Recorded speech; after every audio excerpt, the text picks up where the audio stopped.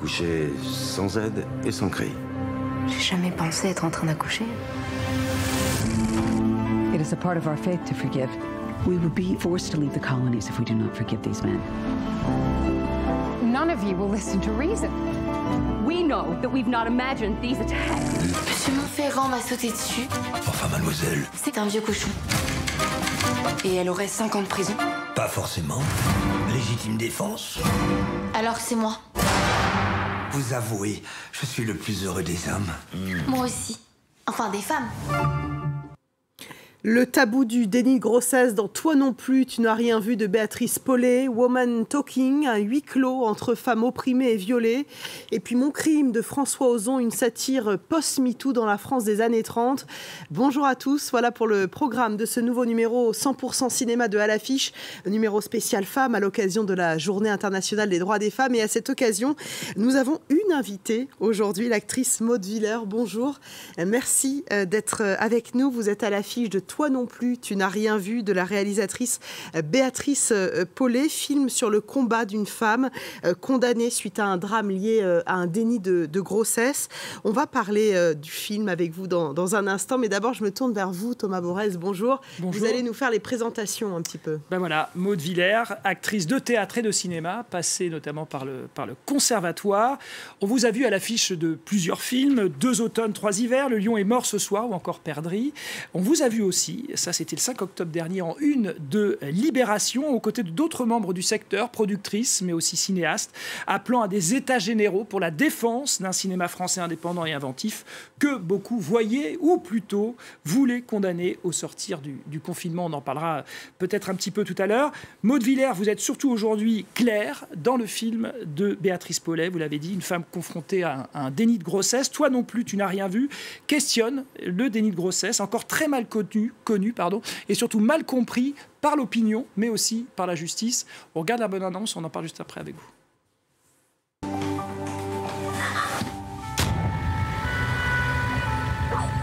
Plus vite vous nous répondez, plus vite on vous laisse dormir.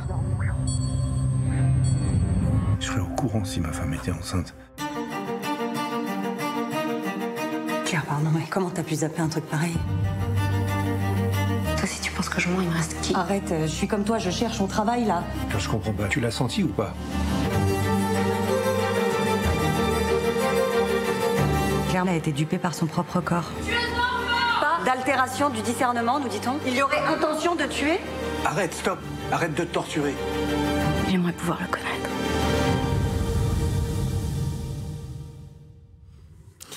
Maud Willer, qu'est-ce qui vous a intéressé dans ce rôle de Claire?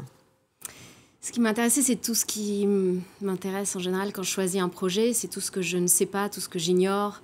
Et c'est un endroit de luxe comme ça, ces métiers, parce qu'on va y apprendre des choses. Et là, la question, elle était posée au carré, au cube, puisque c'est une question de société. C'est un tabou. On s'est rendu compte en travaillant sur le film qu'il y avait un déni, du déni de grossesse.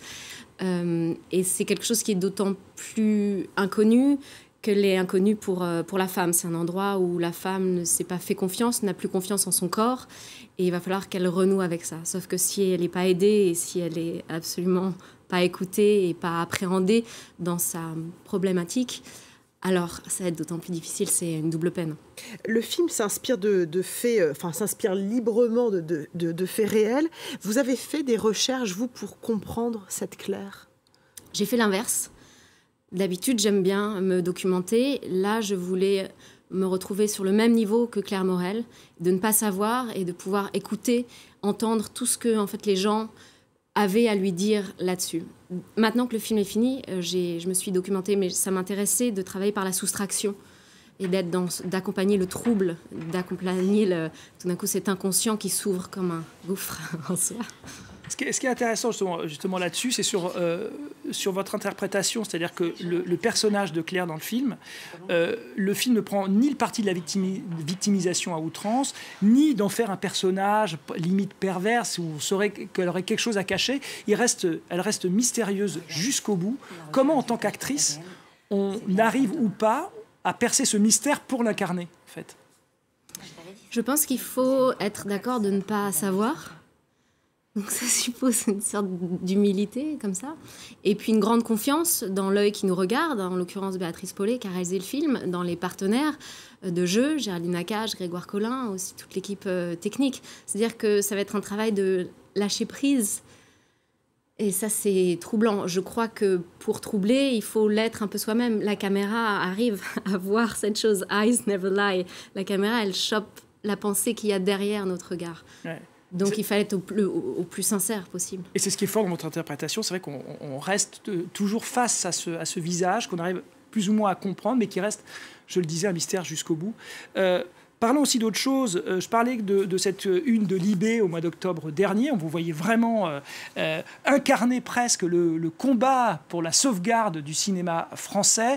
On était en octobre dernier où les nombres d'entrées, ça allait plutôt mal. Là, on a l'impression que ça repart à la hausse. Soulagée? Soulagée, mais vigilante. C'est-à-dire, c'était pas tant de défendre un cinéma français, je pense, qui est important, mais le cinéma indépendant, de soutenir l'indépendance des fabricants du cinéma, des auteurs, qu'il n'y ait pas d'autocensure et qu'on pense pas, qu'on ne présume pas pour le public de son désir, qu'on puisse continuer à chercher librement. Pour moi, c'est une richesse, un joyau fou. Notamment qu'on ait le CNC en France, qui est envié dans le monde entier, qui est un système qui permet justement de produire des films relativement libres et indépendants. Donc c'était la défense de ça, bien sûr. Vous êtes aussi très active, Maud Willer, au sein de l'association pour le cinéma, impliquée directement dans l'animation des Césars. Quel regard portez-vous sur la dernière cérémonie qui a lieu il n'y a pas très longtemps ? Vaste sujet, parce qu'on est en train de débriefer justement au niveau de l'Académie. Je pense que c'est une fête, que c'est important que ce le soit. Il faut rendre du glamour, ça veut dire qu'il faut être fier de nos propres qualités. Et on a des qualités en France dans le cinéma, on a des qualités de scénario, on a des qualités de production. Donc, à mon avis, la cérémonie a rendu compte de ça dans sa diversité. Dans sa pluralité des propositions. Donc pour ça, en soi, c'est très important. Ensuite, je soutiens Action Rebellion. Mon premier boulot, c'était Greenpeace. Donc voilà, je pense qu'elle a fait passer son message et j'étais personnellement plutôt heureuse que le message soit passé. On reste vigilant là aussi alors. Merci beaucoup Maud Willer d'être venue nous voir dans À l'affiche en cette journée du 8 mars sur... la journée sur les droits des femmes. Allez, on va poursuivre avec le combat d'autres femmes et le nouveau long métrage de Sarah Polley, Woman Talking, avec Rooney Mara, Claire Foy. Cela se passe au sein d'une communauté religieuse américaine et là, les femmes victimes d'agressions sexuelles à répétition se réunissent pour décider de leur avenir et entrevoient une émancipation possible. Regardez. Hope for the unknown is good. Is better than hatred of the familiar. And we could not endure any more violence.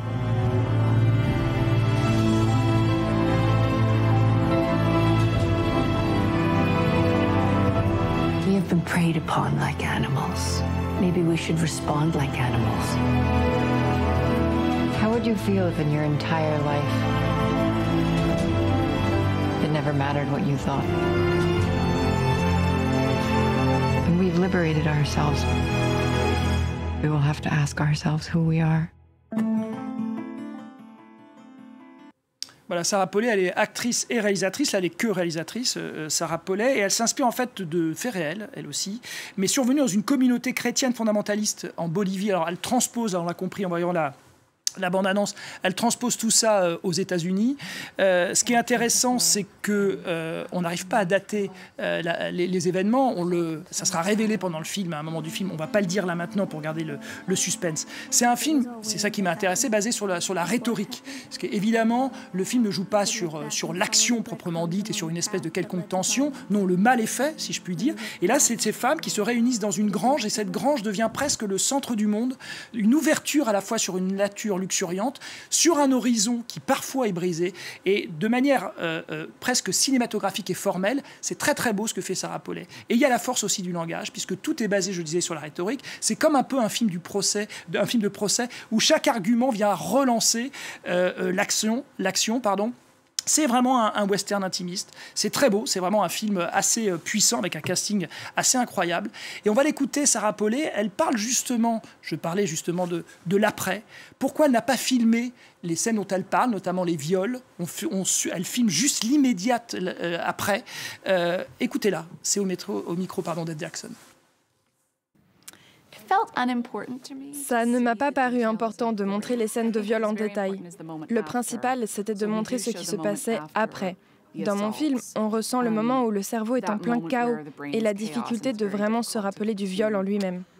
Je pense aussi que souvent, au cinéma, quand on reproduit les scènes de viol, on sort un peu du sujet, qu'on le veuille ou pas. On tombe dans une sorte de fétichisme. On rend l'acte trop sensationnel. Je pense que ça n'apporte rien le plus souvent. Je ne vois pas beaucoup d'exemples de films où c'était vraiment nécessaire de montrer l'acte en lui-même. Donc ça m'a beaucoup inspiré à faire autrement. Voilà, Sarah Polley interviewée par Yves Jackson, ma consoeur. On termine avec le dernier long métrage de François Ozon, Mon crime, comédie dramatique qui se déroule dans la France des années 30, un film d'époque féministe, Thomas. Oui, parce qu'il transpose en fait MeToo dans les années 30, puisqu'il s'inspire, François Ozon, d'une pièce. Il a transposé l'action dans le cinéma, dans le monde du cinéma, où une jeune actrice va être victime d'un producteur un petit peu pressant. Voilà, toute ressemblance avec des faits réels ne sont évidemment pas fortuit. Donc, les deux actrices incarnent en fait ce Mon crime. Il y a un peu comme dans Toi non plus, tu n'as rien vu. Il y a la victime et puis la copine avocate qui décide de l'épauler. Nadia Tereskiewicz, vue dans Les Amandiers, incarne donc celle qui est accusée de crime. Et Rebecca Marder, vue dans Une jeune fille qui va bien, de Sandrine Kiberlin, joue la jeune avocate. Voilà, c'est un film virevoltant qui assume son côté carton-pâte.